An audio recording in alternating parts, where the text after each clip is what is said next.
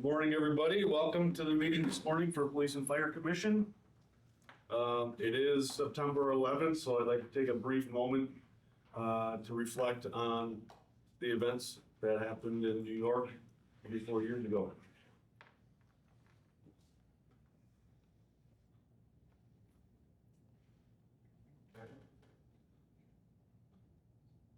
Thank you very much. And thank you to the Fire and Rescue Department for the display out front, the truck and the flag. I was a little bit late to it. I didn't get to see the whole thing, but it's pretty neat. Thank you. Do a roll call, please. Pinker? Yep. Gershman? Yes. Meek? Yes. Schutz? Yeah. Hanson? Yes. Public comment and correspondence. Is anybody from the public that would like to speak this morning? Seeing none, we will continue with staff updates. I just had one quick one, or a couple quick ones. One that I wanted to really bring up was just 9/11. Today we mark the 24th year of remembrance of the 9/11 attacks on our country. Our remembrances of those that perished on that day. Those victims of American Flight 11, United Flight 175, and American Flight 77, and the United Flight 93. We also remember our brothers and sisters of the NYFD, NYPD, EMS, Port Authority, along with many innocent civilians and military personnel around it, and in the World Trade Center towers and Pentagon, along with those that have perished since 9/11 due to complications associated with 9/11. Cost. You know, they're over $1 million a month is what it costs for the power to run these things, you know, so you start figuring out, you know, how much product's going through, how much profit's going through there, let alone them paying to operate their equipment to get it to the final destination and all that. You know, it's just mind blowing, you know. Same with the pipes. You know, I always assumed everything was like 12, 18-inch pipes, and all of a sudden you're standing in front of a 42-inch pipe that goes across. I mean, that's 42 inches. That's a lot of volume going through that with product. So, Excellent. Thank you, Brian. Any other questions or discussion? Okay. If we're truly looking to move to that software in its complexity and how it can be utilized, I think we really need to come up with an overall plan for that software package. It's really good front-facing when it comes to the Evolve software package. It does a great job for if you wanted to get a permit for your building, you could certainly reach out real easily, get the permit, and then make the payment right online. So it really streamlines that process for the city. The problem is on the other side, it's just the communication and that barrier. There's some communication barriers there.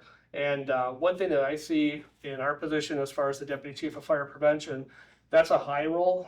And these are like individual tasks that kind of go into silos in certain areas. And I think this is where we need to kind of identify which silos need more work and more things. When I look at a broad-based position, Brian not only handles emergency management, he handles public education. He also handles the fire inspection portion of it, and fire investigation would fall in that office as well. Those are four very, very large topics, and it's really hard to try to get down into the individual nitty-gritty of what needs to be in each one of those areas without having somebody in that particular silo. So do you think, just one more question, sorry about this. No, that's okay. So really, there's a problem with the data. We're not able to gather all the data because Brian can't do the whole job, right? Yes, in a nutshell, that would be some part of this, yes. We wouldn't have the data, and we don't have someone to actually fill that role on a daily basis. So Brian today will go ahead and say, all right, and I was in this role as well, so I understand the role very well. When it comes to fire inspections, I'm gonna go ahead and I'm gonna dedicate my day to fire inspections. Tomorrow, I'm gonna have to dedicate my day to maintenance. The next day, I'm gonna have to dedicate my thing here. Well, the other 4 days out of the month, I'm only putting 1 day in a week that's actually dedicated to fire inspections. Whereas I really need someone that's dedicated because it's a community risk reduction activity, and it's gonna help our community to be better and more safe. If we have less fires, you know, that's gonna be a more consistent thing. So I promise, last question. Are you missing enforcement? Do you feel like we're missing? I do. Okay. If I were to give you my absolute opinion on that, I believe that, you know, in that position, we just don't necessarily, it's not that Brian isn't trying to enforce every single piece of it, it's just we don't have the time to dedicate to that particular area. So when I see that as far as enforcement and being able to take care of that piece of it, not only, because inspections are a different world, we have our routine inspections on an annual basis that we have to do, and that's on a pre-established building, right? So like your business, you have a business, I have to come in and do an annual inspection, DSPS, make sure that we do that. But we also have compliance testing on that. When a new business comes in, let's say one of our newest businesses here, Weinbrenner, is gonna be coming in soon. They're gonna be putting in quite a few different complex systems in that building. There's many different things that need to happen during that process. There's a DRT process, a development review team, where that starts out at. So at the development review team phase, we basically meet real high level, 50,000 foot view. No one's pulled any permits, nobody's talked about anything. And we talk about the things that need to be in that building. What needs to be the mix? That's the question and answer period for the contractor. Once we get past the question and answer period, then they can go back, drop their plans, get everything the way it needs to be situated. Then it goes to our E-plan or DSPS for review. And they identify that they've got a contractor that's gonna be able to do the fire suppression work, which means a fire sprinkler system and a fire alarm system. Once that goes in, E-plan looks at that.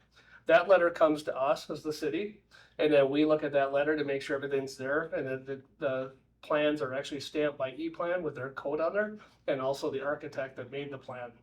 Once you look at that piece of it, then we have to go back and make sure that building is built to that.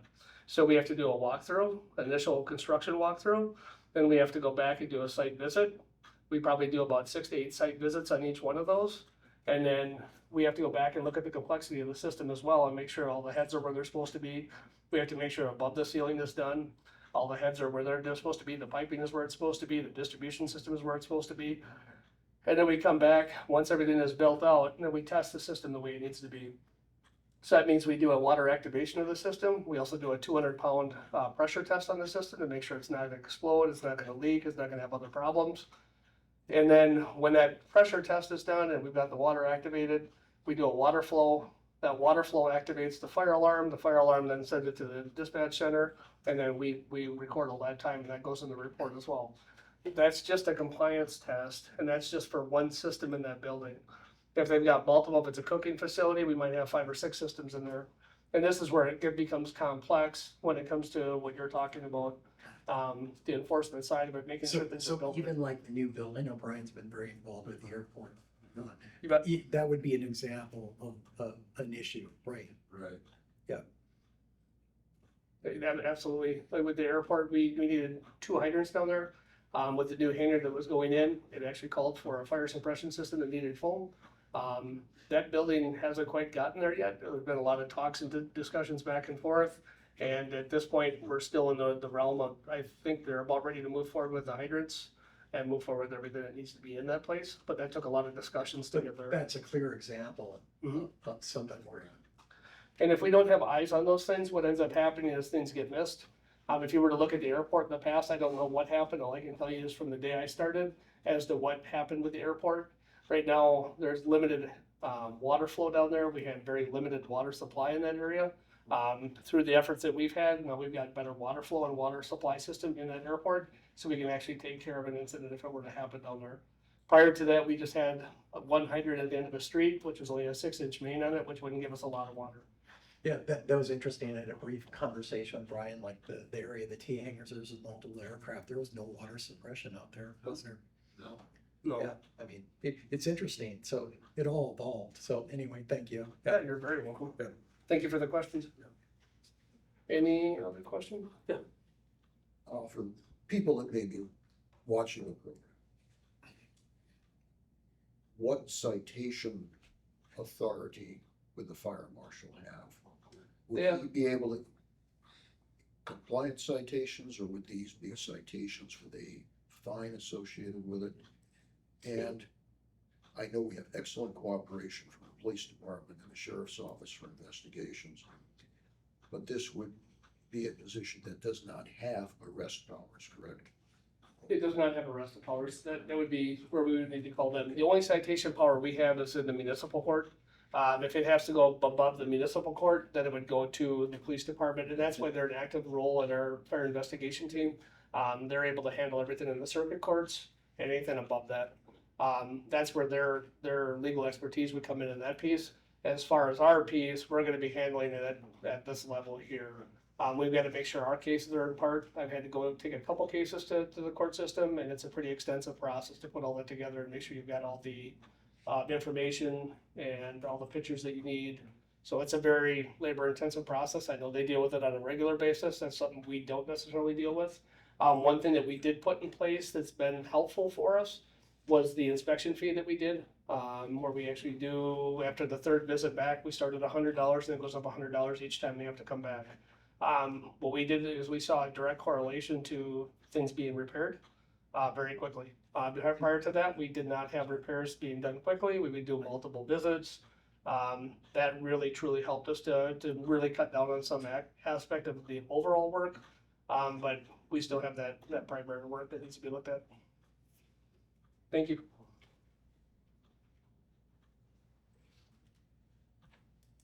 Any other comments or questions for Chief? Motion to approve. Second. A motion and a second to approve the strategic plan. Roll call, please. Pinker, Yes. Kirschman. Yes. Meek, Yes. Schutz. Yes. Hanson. Yes. Thanks, everyone. Yeah, you're very welcome. Okay. Review and approval of fire department policies and procedures. There are 5 of them here.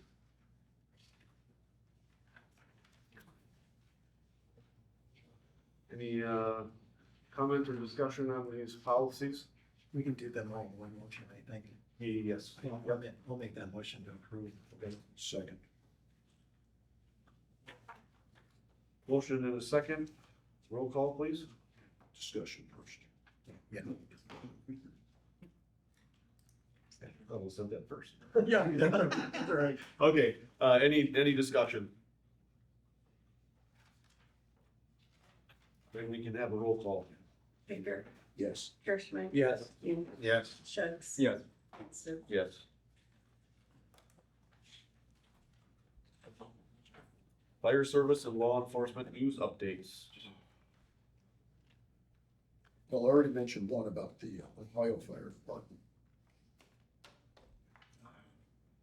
There was a recent study from the state of Colorado, which correlates with this information from the state of Connecticut. A precipitous decline in the number of volunteer firefighters. I believe we're showing the same thing in Wisconsin. 2 factors that are showing up: age and current participants don't have any time for training anymore. I note here, this was in the Connecticut news, a volunteer fire company, after 117 years, had to disband. It had 5 personnel.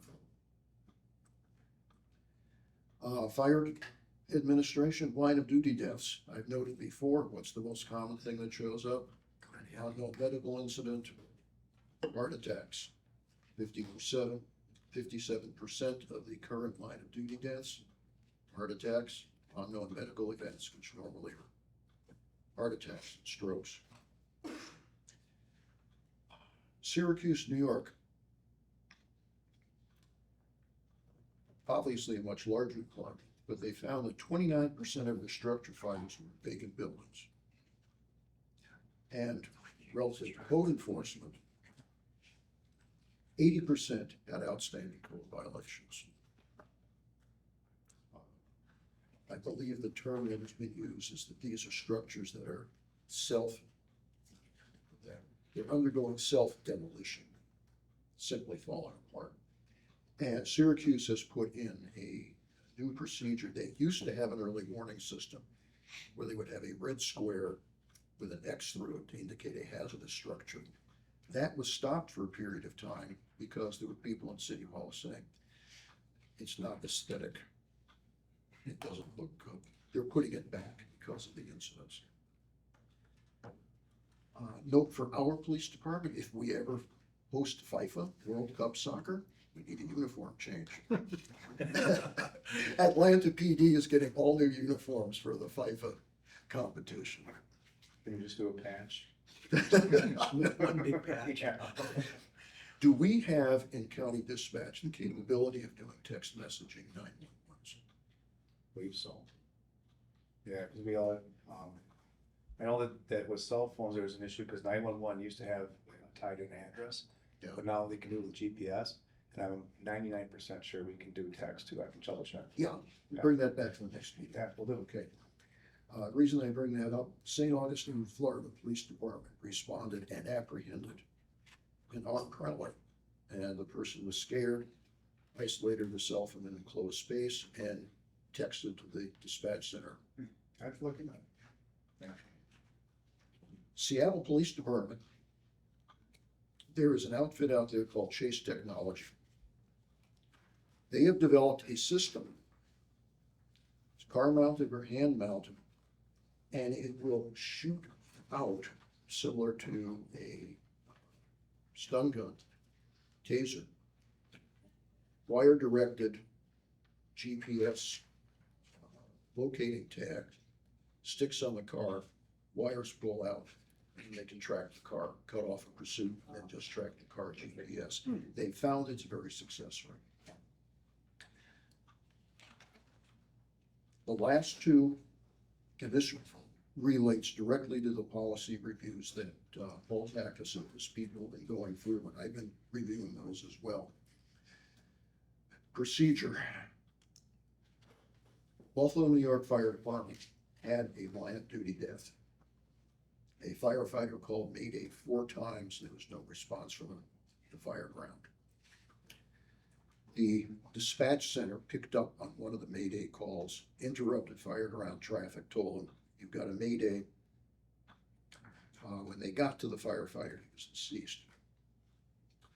Now, what is interesting is that none of this became available until the family instituted a civil action against the city and the fire department. What had happened, fire department did not release their reports. The New York Department of Labor did not release their reports. When the civil action was brought forth, all the reports had to come out. Contributing factors, inadequate accountability, which goes back to policy. They had non-functioning firefighting equipment. Buffalo, New York has had a problem with that. I've mentioned that before. Failure to follow interior firefighting procedure. There was a delay in defensive operations. They positioned their rigs inside the collapse zone of the structure. They had to move as the fire evolved, they had to move the rigs out. Their initial hose was too small. And they did not have adequate support for their ventilation. Here's the key point, the expert testimony. Quoting, "I conclude to a reasonable degree of fire science certainty that the city of Buffalo and the city of Buffalo Fire Department were negligent in failing to comply with multiple statutes, laws, rules, and/or regulations which caused the line of duty death." Got to have good policies, and you have to have people that follow them. Similar thing happened in Kansas City. This was during an annual swimming test for firefighters. There was a medical emergency. Firefighter went underwater and basically he drowned. And in the second case, which I've mentioned previously, a paramedic was stabbed while treating a patient, stabbed in the back of the ambulance. What's interesting is that Kansas City Fire did not conduct any after-action reviews or issue any reports on the incidents. Kansas City Star newspaper started looking into this after it showed up in their city council minutes, the approval of a $1.1 million payment to the family. This was all very quiet. The Kansas City Fire Department guidelines note specifically list that formal reviews are appropriate when an incident causes media attention. Both did. Creates a large dollar loss. It did. And results in serious injury or death. And traditionally, they had investigated line of duty deaths. They've been hit very hard by this one. And I quote from the Fallen Firefighters Association. down below. The key to successfully using an after-action review as a tool for culture change in the fire service is that it is done, has to be done after every incident, no matter how small or seemingly routine. Again, it comes back to procedure. I think our department has to be commended for the work they're doing with policies and procedures to keep our people safe and to keep the public safe. If anyone is interested, I can send this over email wise, but if you want to take a copy, I've got another one. Well, this is the Colorado Fire Service study indicating the deficiencies in Colorado Fire Service. They need a lot of firefighters, both full-time and volunteer, and they also have some rather extensive equipment needs, but that's all I don't mind in here. That's it, Chris. Okay, thank you, Bill. Items for future meetings. Currently on the list, we have the police department social media policy. That's, in Hap's office, so. Okay. He's working on it. We'll get together hopefully in the next month. Okay. Maybe not though. I think there's been an indication from the body to maybe bring our media policy forward as well, to make sure that we've got parity, to make sure it's something the city of Marshfield wants to do, so maybe we'll send ours over as well. Okay. For this next process, just to make sure we've got clarity on it. Yeah, I agree. I think if we're gonna do one, we should review them both so that we have consistency in the departments along with the city. And restructure. Yep, police department restructure proposal. And at some point in the next several meetings, could we have a presentation on the vehicle interdiction system that Wood County Emergency Management just got? Yeah, that's, I don't know, do we have it delivered yet? The barriers? The barriers, no. We could probably put together a video and a presentation on it. Would you like that, or would you like to actually see the device itself? Let's wait until the barriers come in. Okay, then we could set them up on the back ramps Yeah. or something. That way we can see it. Yeah, that, I believe that was a $326,000 grant. Yeah. And 2 full trailers of barrier devices. They're supposed to be able to stop like 14 intersections. And they can stop a semi at 55 miles an hour. So they're designed to do it. So pretty interesting how these will work. Good test would be rolling the MRAP. We can typically try. Tom, workers' comp. What was that truck you wanted extra? Yeah, we can just truck one. There we go. There you go, Everett. There we go. Now we're onto something. There's your vehicle replacement. Right. Just tradition first. I move to adjourn into closed session. I'll second.